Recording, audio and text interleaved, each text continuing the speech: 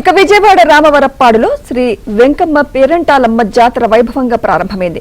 జాతరలో అమ్మవారి పుట్టింటికి చెందిన సూర్యవంశపు రాజులు, కళ్లేపల్లి వారసులు, 6వ తరం వారు ప్రత్యేక పూజలు నిర్వహించారు. తమ ఇంటి ఇలవేల్పుగా అమ్మవారికి కొలుస్తూ పూజలు చేశామన్నారు.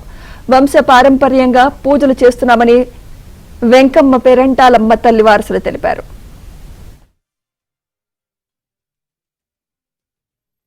అమ్మవారి పుట్టింటి వాళ్ళం మేము, సూర్యవంశపు రాజులం మేము, కళ్ళేపల్లి వారసులం మేము. 6వ తరం అండి. నెక్స్ట్ జనరేషన్ మా బాబు తినే.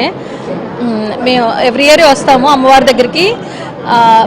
మా ఇంట్లో ప్రతి అంటే ఏది మంచి జరిగినా ఆవిడనే తలుచుకుంటాం మేము.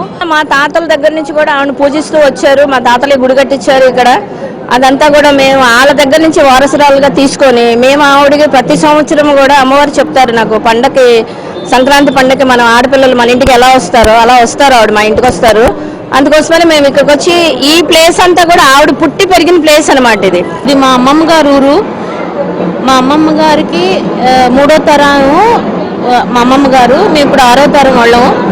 అప్పటి నుంచి వెంకమ్మ గారు గుడి అనేది అందరికీ శ్రేష్టం, మాకంత మంచి జరుగుతుంది, ఆవిడని నమ్ముకున్నాము. ప్రతి సంక్రాంతికి ఆవిడ పుట్టింటికి వచ్చి 10 రోజులు ఉండి ఆ తర్వాత మళ్ళా గుడిలోకి వెళ్ళిపోతారు. అయితే కాశీ ఆమెకి చనిపోతే ముందు భర్త చనిపోయారు, తర్వాత ఆవిడ చనిపోయారు. అప్పుడు ఆవిడ కాశీ వెళ్ళి వరం తెచ్చుకుంది, నేను ఏలుస్తానని. పుట్టింటికి వచ్చి పుట్టింటి వాళ్ళ అన్నదమ్ములకి బాపరాజు గారు, పెద్ద బాపరాజు గారు తెలియదు, గోపాలరాజు గారు కూతురు. అప్పుడు వచ్చి ఇక్కడి నుంచే వెళ్తున్నాను.